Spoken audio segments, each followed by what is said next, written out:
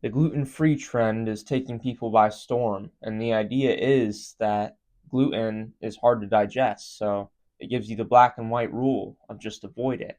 And honestly, I like that. I can personally appreciate black and white. I love when things are either do this or don't do this. Do push-ups, don't play video games. I love it. And gluten-free has been out for a while, actually. My parents, they were on gluten-free back in 2010, 15 years ago, and I had to endure it. I had to eat the gluten-free pasta, bake the gluten-free cookies. Honestly, it sucks when you're not health focused and your parents go on this health kick, because then the quality of your food just goes down. I think the black and white of gluten-free is wrong, and I'm going to explain why in this video. So first off, the reason that gluten-free works is that gluten has a protein in it called gliadin, and that's what the gluten is. So whenever that goes into our bodies, it's very hard to digest, and then our body releases something called zonulin. And zonulin stretches the walls of your gut and tells your immune system, take this thing out. It could be a virus, could be a toxin, or it's just something really hard to digest. Either way, let's get rid of this.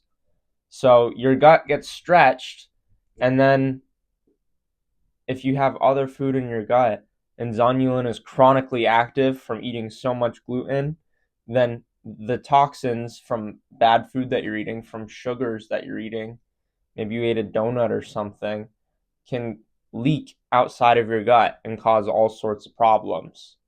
So the health gurus started to say, okay, let's just avoid all gluten. It's clearly bad for your gut health. And what's even worse is that modern wheat has been selectively bred to be higher and higher in gluten, because the more protein content in your flour, the more gluten, the more gliadin is going to make your bread stronger and fluffier and rise better. And people want that. So these farmers have been breeding their gluten to be their wheat, my bad, to be easier to grow, easier to mass produce, and higher in gluten. This is called dwarf wheat. And in the process, they made the carb structures more complex. Now, gluten causes the zonulin release, and somehow the carb structures in this new wheat is more complex. So why is gluten bad for our gut health other than it causes it to leak? Actually, these complex carbs are very fermentable in your gut. They're also pretty hard to digest, and they kind of sit in your gut, and if they make it to your small intestine from eating too much of them, then they're going to start to ferment. And it's the same way that eating too much fructose from high fructose corn syrup or fruit juices or sodas is going to ferment in your gut eventually. These complex carbs, known as FODMAPs, are also going to do that. So bread both negatively impacts your gut health in the way that it helps leak toxins into your bloodstream, and it directly feeds bad bacteria in your microbiome. For those of you who don't know, there are trillions of bacteria inside of your gut, and spoiler alert, you want these to be happy. You want to feed the good ones with vegetables and fruits, and you want to avoid the bad ones, pretty much, just because the American diet is so high in sugar, so high in these processed foods that feed these bad bacteria. They're not inherently bad, but in 99% of people, these bacteria get fed so much that they end up causing problems. So you want black and white, just avoid feeding them. Now, it seems like gluten's the enemy here. It seems like bread's the enemy, but you might be wondering, haven't we been eating bread for thousands of years? Hasn't bread been mentioned in the Bible?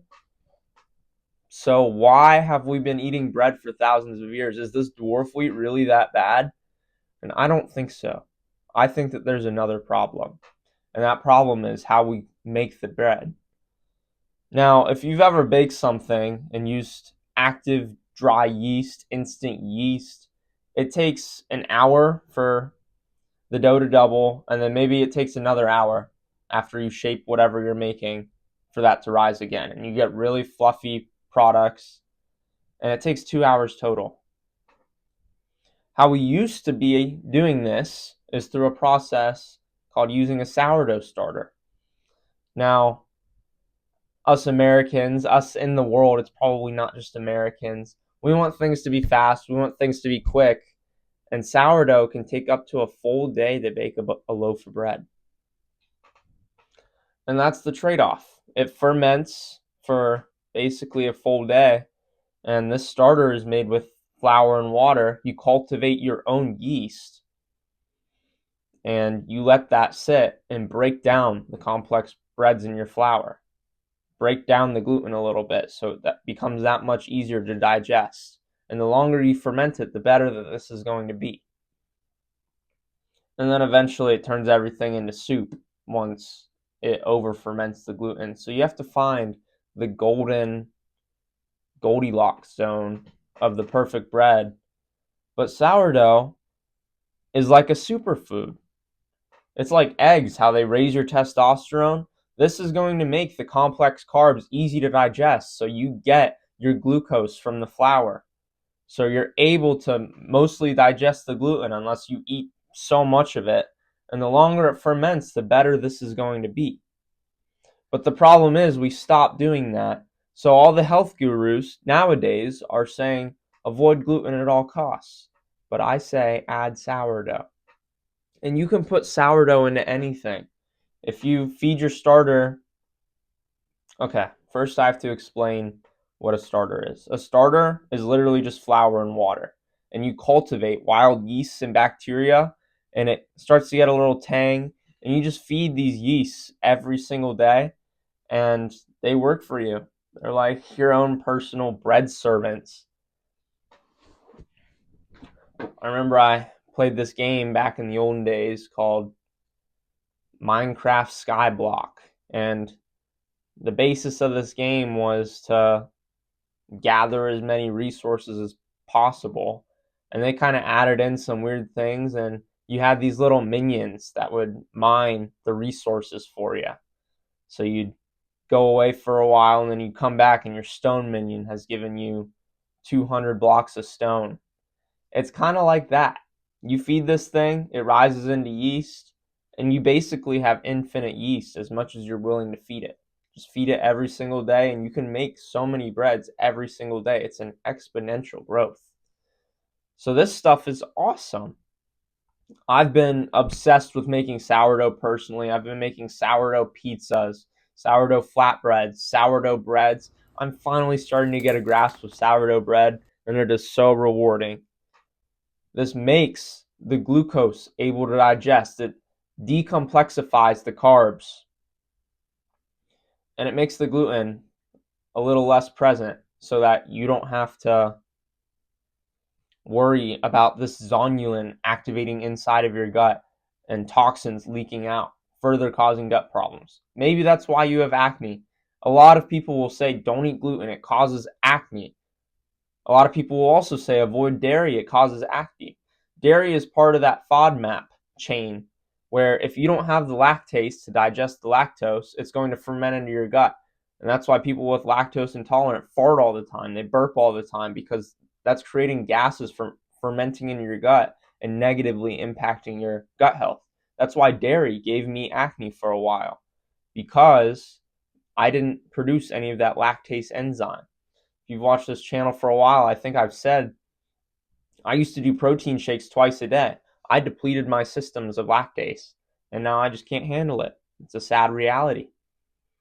But that's okay, because I have my sourdough. I don't have to give up bread. And I don't think that you should have to give up bread either, because everyone who goes on to gluten-free, they end up buying these weird gluten-free products made with these weird rice flours that they don't rise properly. They don't taste very good. You have to put xanthan gum in your cookies. Xanthan gum has such a weird taste. So I would recommend just getting sourdough. Sourdough doesn't get rid of the gluten completely. This is very important. If you have celiac disease or a wheat allergy, gluten is the enemy for you. So this video isn't going to be helpful for you. Gluten's still going to mess you up. Your body's still going to attack it. But for most normal people, maybe you think you have a wheat sensitivity and you actually don't. It's definitely worth a shot trying sourdough because you can ferment sweet things, you can ferment savory things. All it takes is time. Now, I want to get into a quick conspiracy theory that I think is very interesting that I thought up on my own. And that is that the whole wheat bread, the whole wheat grains that the food pyramid has been pushing on us so long, Michelle Obama has switched all of the snacks in school to whole grain, whole wheat. They are higher in these FODMAPs. The carbs are more complex, and that's why it made you feel fuller, because it stayed in your gut longer and it ended up fermenting. So the government was pushing that we eat these complex carbs that just ferment in our gut more and cause worse gut health. Now, you might be thinking, why would the government lie to us?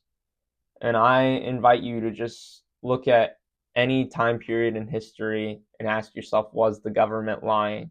I know in my history class, the teachers always taught the government lied about this, the government lied about this, the government lied about this, the government lied about this. We're looking at post-war, and maybe your parents have informed you about things like the Afghanistan war. That stuff was basically a power move for oil. The government is never going to tell you the full story. And I think that this was a deliberate attack. Maybe they didn't know. Maybe it came from China trying to make us weaker. And they fed this to our politicians. But these whole wheat grains actually became problematic. Now, they do still have the bran and the germ. The bran and the germ are filtered out of your all-purpose flour, and that's what's very high in these complex carbs. What they did have right is the bran and the germ in these whole wheat grains is actually pretty good for you once fermented. That's where all the fiber is, and that's also going to make you feel full. The thing is, fiber ferments the good bacteria. That's in vegetables, that's in fruits, and that's in the bran and the germ of your whole bread. So what is the solution to these complex carbs? Make sourdough. And if you can make sourdough with the whole wheat, it's higher in gluten content, so it will make a stronger fermented bread, a more sour bread. This will be the best bread that you ever eaten if you try sourdough. All you need is flour, water, and salt. It is one of the easiest foods to make. It's pretty cheap to make unless you get an expensive flour and fall for the bread trap. It is going to take up a lot of your time, but if you go to school for 8 hours a day, if you work a 9 to 5, a typical fermentation takes about 8 hours. And then it just goes in the fridge until you're ready to bake. All you really need in prep time is about 2-3 hours. And sure, that's hard.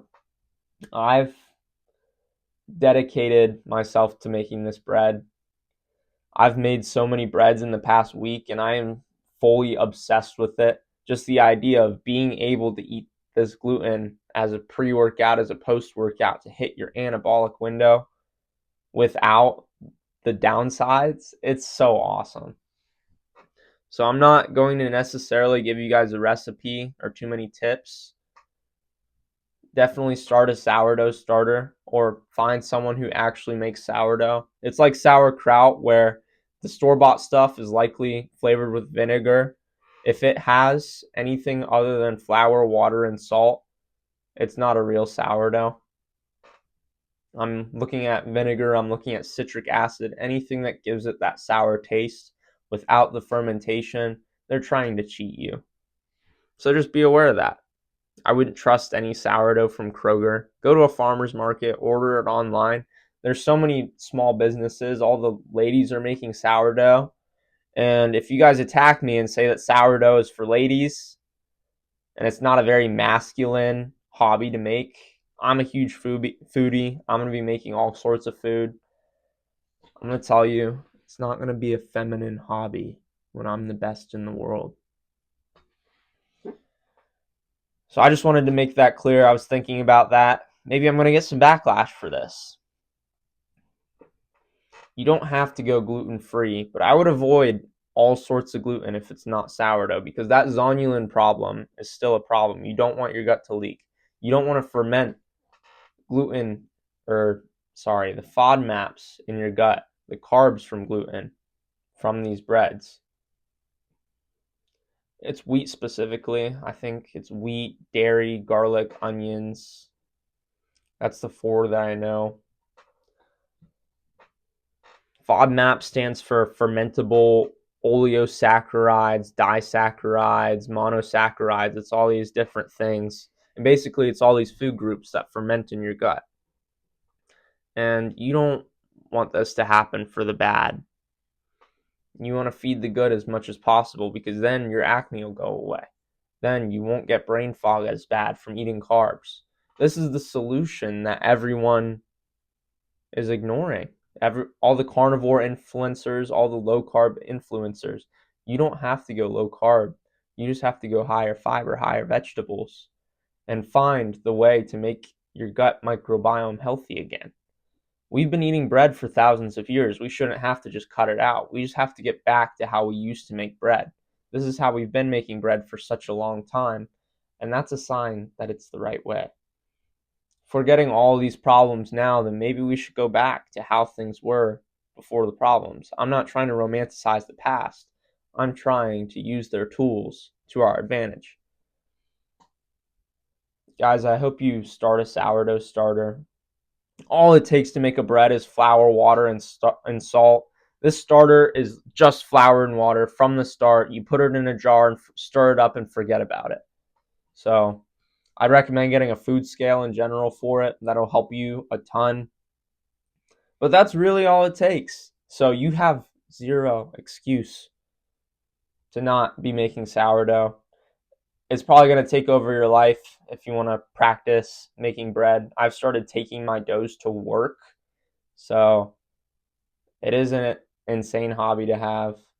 You're going to be competing with all the single moms who, or not the single moms, the stay-at-home moms who have all that time in the world to be cooking and preparing bread.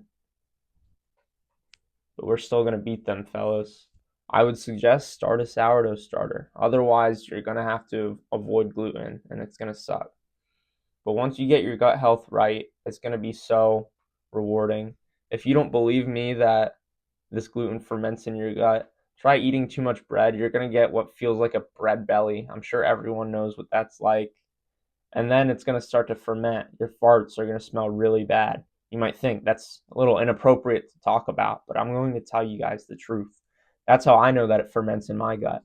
And then I tune it down. I fine tune it. That's the goal, guys. Know your own body and fine tune it. If you can process this gluten really well, maybe your family's full of bakers, you don't have acne, maybe this isn't so much of a problem for you. But if you're watching this, you probably want to be healthy. And I think this is an insane first step to your health. I think sourdough is such a superfood, and I think that you should all try it. The Bible says treat your body like a temple. And that's what you're doing by watching this video. That's exciting. So thanks for watching, guys.